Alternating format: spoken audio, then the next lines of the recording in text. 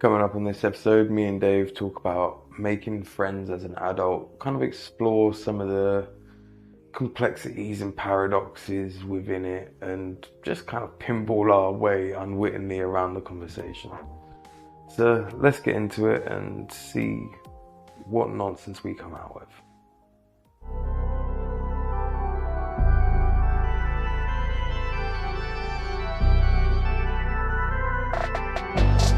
What's down, our beautiful people? This is Perspective Chasers podcast, and I'm your host, John. And I'm Dave. Today we're talking about the awkward topic of making friends. Depending on how this episode goes, I might be in the market for a new one. But it's one of those things that a lot of people probably struggle to talk about and find awkward to bring up, especially as like adults. And obviously it's easy to make friends when you're stuck somewhere like work or whatever else, but to make friends kind of outside of that realm can sometimes feel awkward, and I think a lot of people struggle with it. So we're going to try to break it down from our uneducated perspectives, but it's definitely something that I think plays on a lot of people's mind, and it has mine at times. I mean, we didn't become friends on purpose. I mean, nobody would do this to themselves on purpose. Believe that. But we somehow managed to have a decent friendship regardless. Destiny. So it's like, there's definitely valuable things to come from the friendships that you have, the friendships that you make. Like, there's nothing to say like how long this friendship would last when we happen to, again, so we met when we both worked security. We didn't know that the friendship would end up kind of... Being romantic? No, never expected that at all. That happened. It was one night. Thank God for roofies.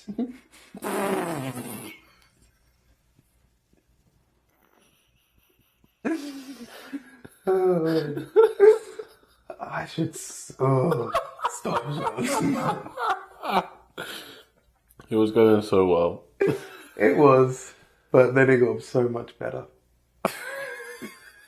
Oh, sorry, we're not talking about the night anymore. That's how we knew we were meant to be friends. We roofied each other. Oh. What an anticlimactic evening. You both just wake up fuzzy-eyed. Well, we just... Oh. But being real, though, obviously, since COVID and everything like that, it's obviously a lot different. And it's a lot harder, I think, for a lot of people because most people now work from home. So I don't think people actually integrate as much as they used to, which is why I think that the art of actually organically making friends is probably something that people seem to find different these days, or more difficult, is because they don't have the same exposure to people that they once had. Well, that was one hell of a lift to get that train back on the tracks, but fair play to you. I'm capable of being intellectual. And broken clocks right twice a day. I'm going back to monkey with symbols now. But I definitely think that had a massive role to play in things. Like, 100%. Again, it's one of those things where you kind of come out of that social circle, you forget how to talk to people, you start to kind of become overly critical on yourself and maybe even self-deprecating in some instances. And like, I think making friends at any age and for anyone is kind of an awkward situation. You never quite know who you're meeting, or kind of... I suppose again, I'm probably biased talking from an introvert's perspective, but like when you're meeting new people from my point of view, I never want to give up too much of myself in that sense. I don't know you from Adam, so I don't want to give you my life story. I don't know if you're worth telling my life story to, and blah, blah, blah, blah. Like, you have to do your bit of vetting beforehand. Yeah. I mean, I'm more extroverted than you, but I would probably sit in the middle of both. There is, as I said, there's an official term. It's an ambivert. But I have both traits. I'm probably more extroverted than introverted. But obviously, like most people, I have a social battery, and there's points where I'm like, get me out of here. I'm shutting down. But I share the same trait, which is that like I can be very, very outgoing. I can chat to people and get on with them very, very quickly, but I'm not going to tell you everything I keep a lot. I See, keep a lot behind the old castle walls before I actually think, okay, I can give you the info. You know what I mean? it's a big old castle, to be fair. Nuggets. I think to tie it back, like, that's where security helped me. Because obviously you can't really be introverted and be in security.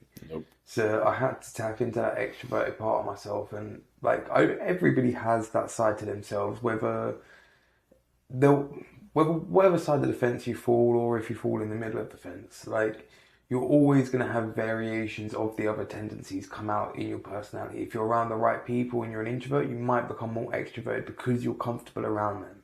If you're an extrovert, and you might become a lot more introverted when you're around the right people, because you know you can sit there and be silent and just be with your thoughts. You don't have to bear everything. Do you know what I mean? Whereas when you're around new people, you might feel like you have to be the life of the party and you have to have something to say all the time. Whereas sometimes you just want to sit in the silence, even as an extrovert or an ambivert or whatever you want Yeah. to.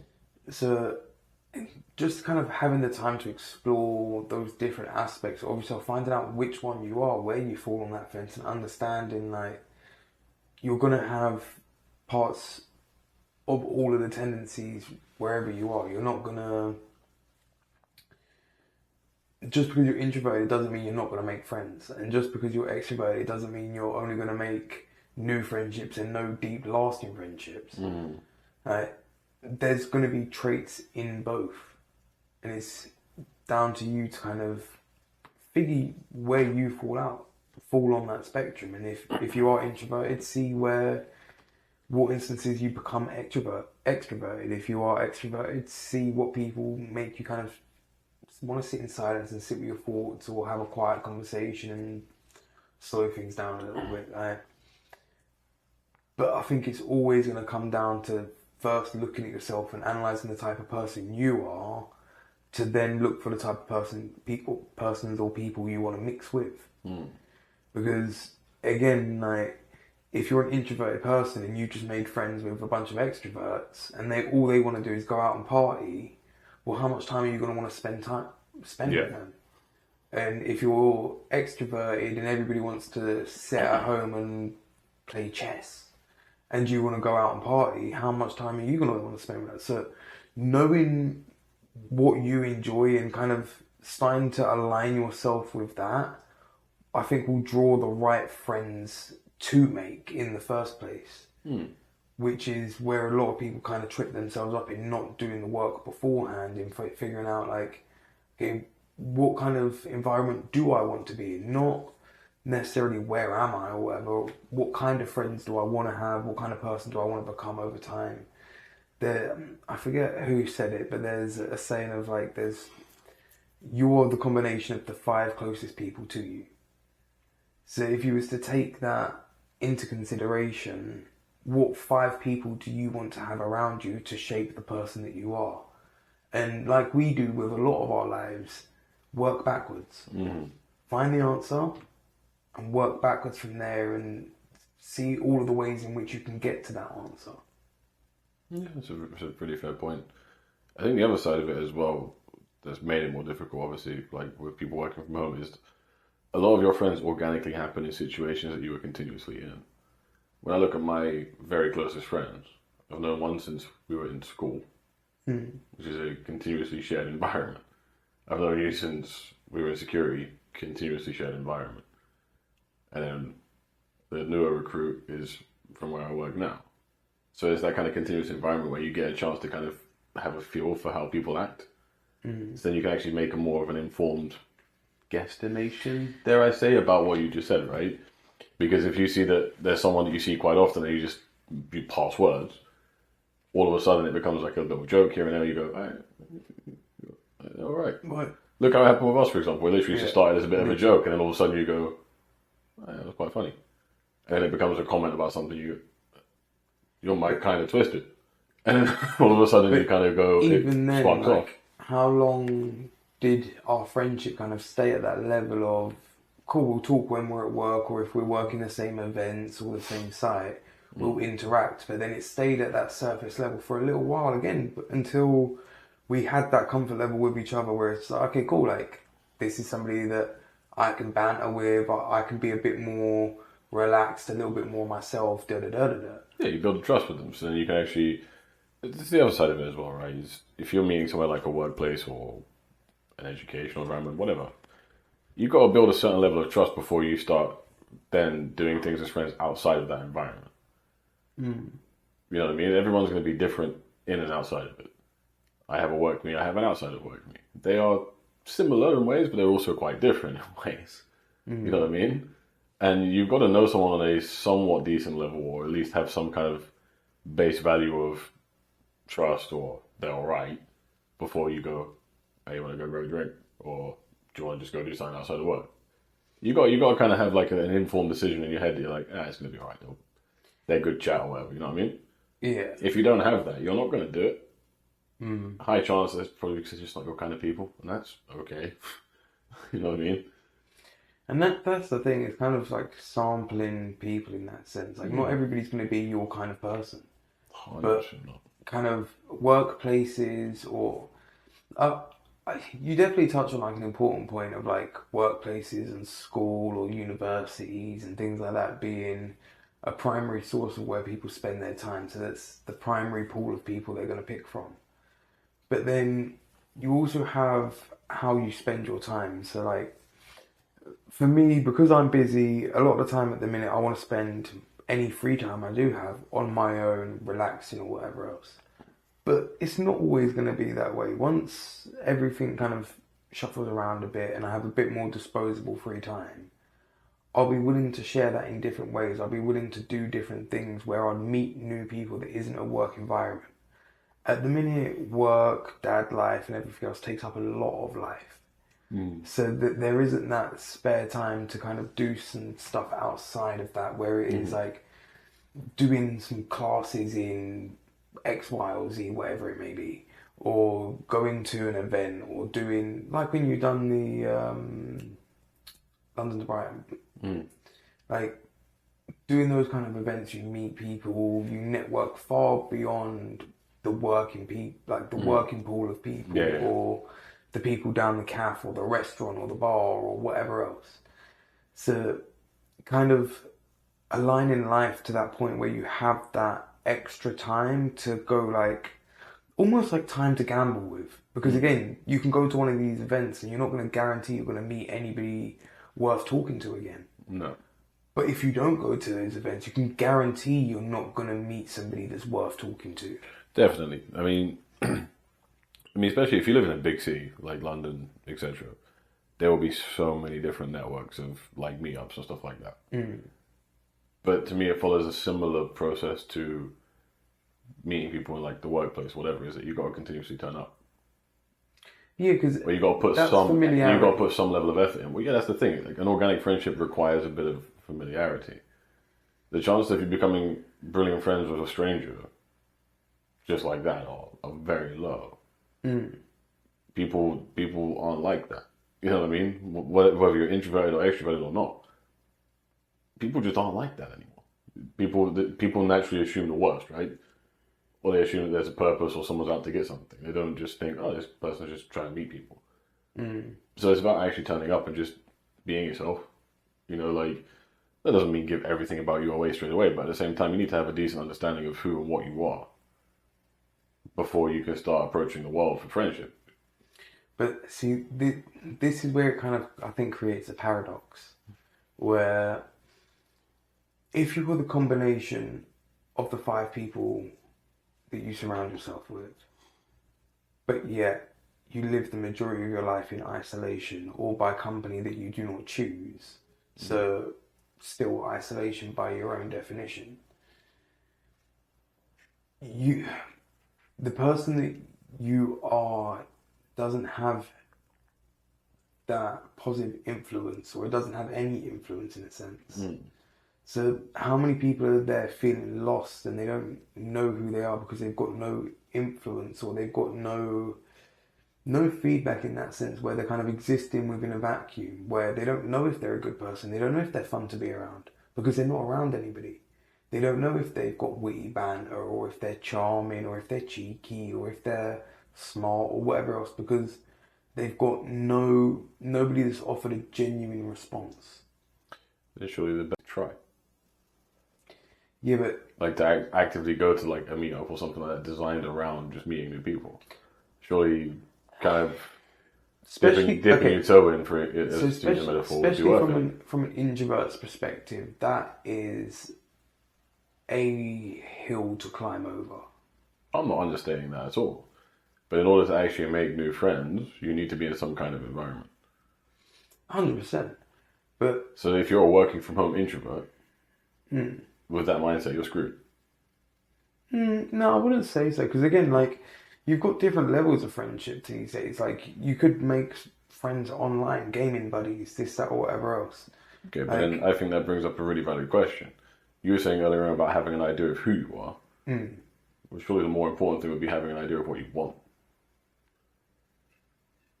It'd be different things, but Do you actually want to meet people and actually just develop like a really strong friendship that is hopefully going to be like amazing and someone that actually starts to get to understand you? Or is it just surface level stuff where it's just like, maybe I'll chat to maybe so often? Because there's differences to that. One to me is very superficial. I think strong friendships are almost like a circus mirror. So let's take our friendship, for example. There are countless parallels in our lives, but they're not quite the same. But they're enough the same that we've found commonality in our understanding of life, in our approach to life, in where we've come from and where we want to go.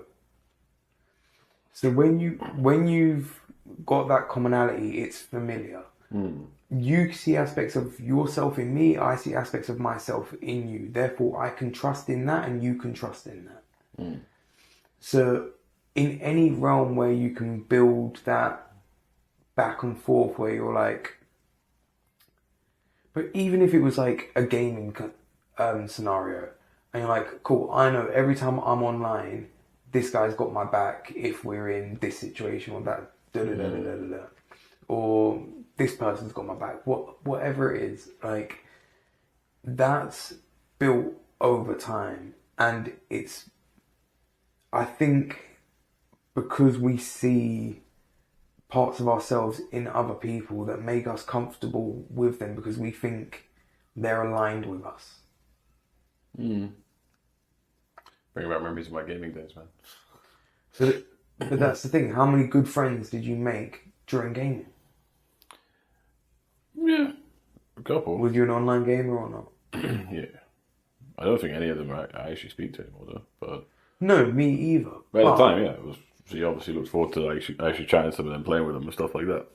And this is the thing, and that, I mean, from my perspective, or from my life, I know when I was gaming and everything else, there would be things that I would vent to those people about that I wouldn't vent to people in my actual life about.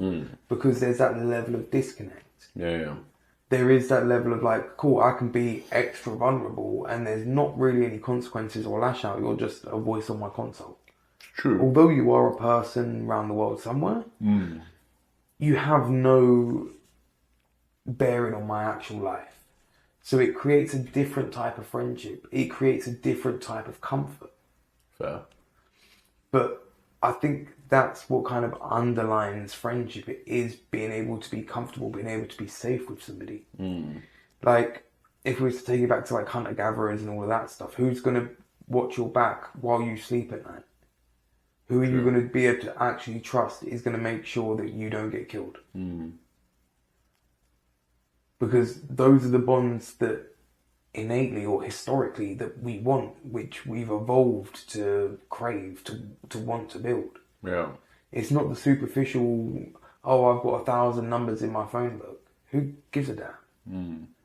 Who's actually going to be there for you when the chips are down? Who's the 5 people that you know would be able to carry your coffin had the day come? More than 5 for you, but you know what I mean. Usually requires 6 anyways, man. Yes, but I was kind of rolling on what I said earlier on. They'd definitely be rolling. If it was only 5. You could do two, two, and then one Pick in the middle. at the front of the feet end. Yeah, pretty much. And then just walk it off. Whatever.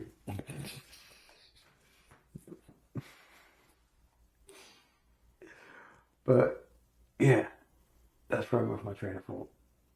Yeah, I can't remember what the hell you said. I'm not gonna lie. I just had the idea of 5 people holding a coffin and just them trying to juggle it, which is morbid but entertaining. I mean, depends on the shape of the coffin, to be fair. Oh no, don't make a joke. Don't make a joke. Moving on swiftly.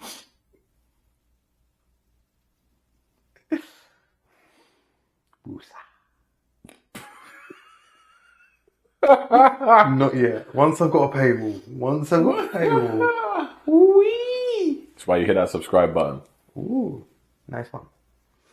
But yeah, like, I think there's many aspects to making friends, but depending on the environment, depending on the situation, it's going to depend on how you approach it. But it's always going to come down to you dropping some form of that guard.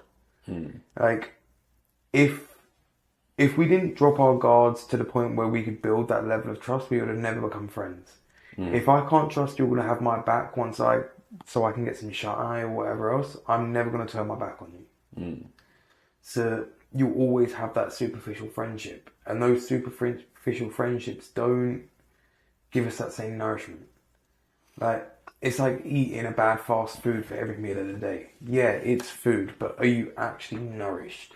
You used to eat some fresh fruit and a good old bit of meat and blah, blah, blah, blah, blah, have a nice fresh bit of water, whatever. Like, when you actually have decent quality stuff going in, you feel better for it. Yeah. So when you're surrounded by decent quality people, people that you want to surround yourself with, people that you want to be like, people that you see enough of yourself in to be familiar with, but enough difference that they're going to challenge you. And that's the back end of our friendship, where my weaknesses tend to be your strengths and your weaknesses tend to be my strengths. Yeah.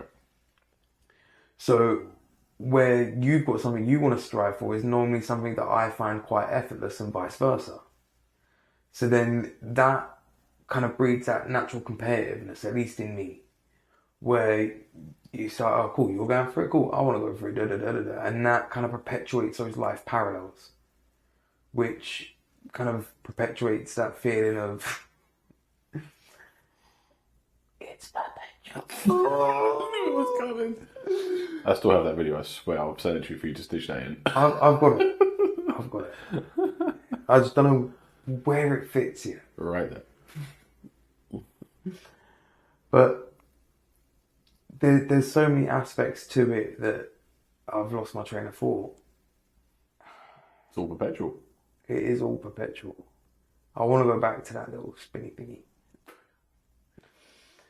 But yeah, there's always going to be that kind of ebb and flow to things where it's like, because we kind of built that level of trust, it kind of got deeper over time. And again, like, there's been situations that have deepened our friendship over the years and will furthermore over time. Like, there's nothing to say that this friendship's going to last till our deathbeds. But if you was to play back how our interaction has been over the last few years since we've known each other or whatever else, there's nothing to say that it's a bad friendship and that it's not going to run that time. So when you can build a friendship like that, or you can have that trust in a friend or in a person or whatever else, even in an animal, if that's dog's man's best friend, and if you're alone in Alaska somewhere else or whatever else, and you got 15 snow dogs that you call friends, so be it. To some people, that's happiness. But again, that kind of goes to show you that friendship is an individual's identity. And if you are somebody that sees your reflection in animals or in people or whatever else, that's the area that you need to put yourself in to make friends. And trying to make friends in somebody else's environment isn't ever going to come natural to you. True. I think the other thing I would say to this as well is like, I guess my closing thought really is like a big part of making friends is just allowing things to be what they are and not trying to force it in your own head. It's quite easy, especially if you are quite isolated or if you don't have, like if you haven't made that many friends, especially in adult life, really, really easy to put labels on things in your head and to want them to be things that they're not at yet. So it's really easy to go, man, I get on with that person. I really want to be like super best friends with them. Like, I want to do this and that. Don't do that straight away. Just let time play its course. It will work out. Just find the vibe. Just be yourselves. And over time, it just gets deeper and it gets more layered. And it becomes actually a really, really good friendship. And that's so, so important at the beginning because it's going to be so, so easy to jump the gun on things and to get slightly anxious or slightly awkward because you're not used to it. Just let things flow and you'll probably find that actually you'll make a more meaningful connection.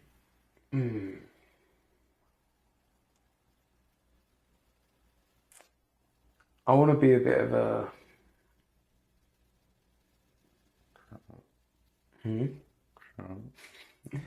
I want to be a bit of a opposing force here, where it's more of a case of like people have expectations of other people, and just because you get on with somebody and you enjoy their company, it doesn't always mean they enjoy your company. And even if they do, they may have a different idea of what that company is and what that friendship is. And you might think you're somebody's best mate and they just see you as an acquaintance or a work pal or whatever else. Where that's cool. But again, like, that's when you kind of got to ask yourself the questions and kind of look at your own self-value and be like, well, are you begging to be somebody's friend? Are you trying to create a friendship where there's not, or a deeper friendship? Like, there are many levels of friendships. Some people are just acquaintances and they'll stay acquaintances, and that's cool. Like, you don't have to know everybody on a deep level. And some people that you're going to want to know on a deeper level ain't going to want to know you on a deep level. That's life, boo-boo. But we all have these expectations, or we all have these desires if we think that just because we get on with somebody, or we feel like they enjoy our company or we enjoy their company, that they're always going to want to be in our company. And that's not the case. Like, hey, I like pizza. Do I want it for every meal of the day? Hell no. Yeah, no. I'd like to see how long you'd go with pizza for every meal of the day. Talking a whole pizza or a slice? No, your only meal, breakfast, lunch, and dinner, is pizza. You can have as much pizza as you want. And as little as you want, though, right? Yeah, but Sweet. that's all you can eat is pizza. You can't eat anything else. Like vegetable pizza, man. I get more. I get closer to my 5 a day through that. Probably, but I reckon before a week's up, you'd be sick of pizza. Coffee stuffed crust pizza. Ugh. Yeah, I'm just. That's a hard no. But Breakfast pizza, isn't it?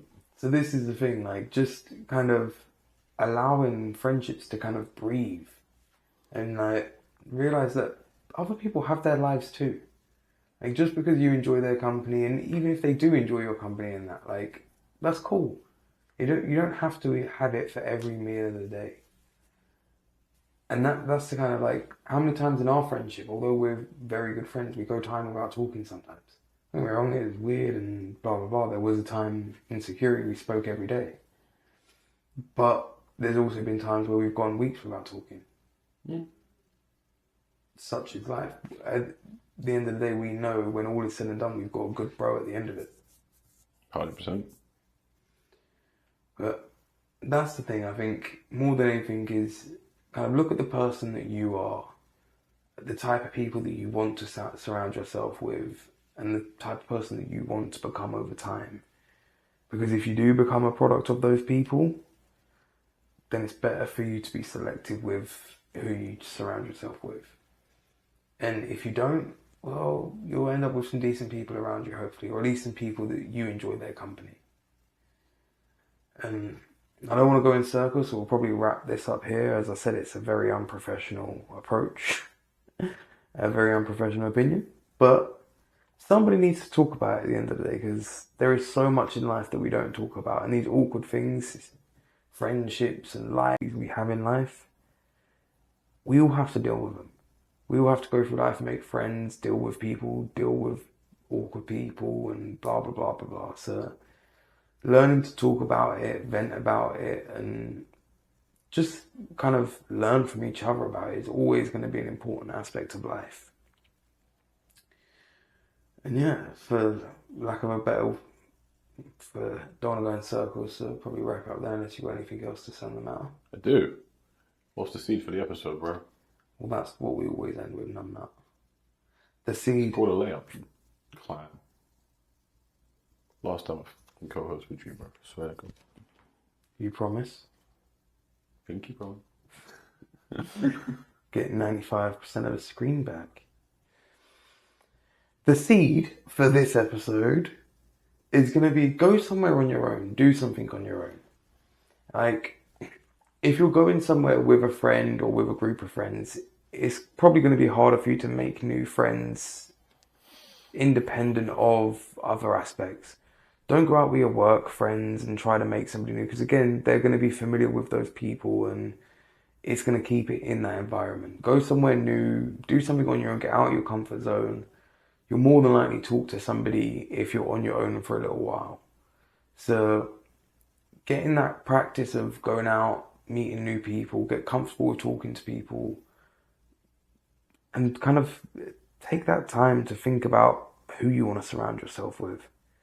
Because you are more than likely going to become a combination of those people over time. So be selective with it. Have you got one? Absolutely not. Clambering tambourines. That's about it now, guy. We'll catch you on the next one.